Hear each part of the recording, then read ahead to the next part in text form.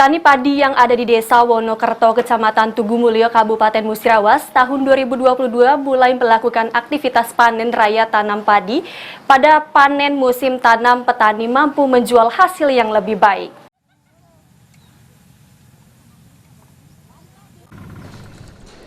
Beginilah suasana panen raya tanam padi pemilik petani yang ada di Desa Wonokerto, Kecamatan Tugumulyo, Kabupaten Musirawas.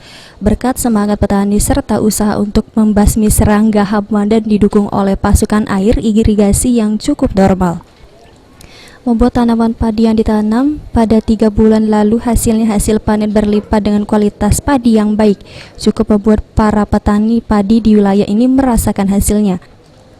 Menurut pemilik sawah mengatakan setidaknya dari luas atau hektar lahan sawah yang ditanami padi terjadi peningkatan 20% hasil panen dibanding musim tanam sebelumnya. Kalau panen hari ini mau meningkat ya. Sampai berapa persen? Sekitar berapa ya? 20-an dah. 20 Dari kemarin kan dapat 6, sekarang dapat 14. 14 karung. Ada peningkatan Mas ya? Ya, berarti ada peningkatan. Adi Arianzah, PAL TV.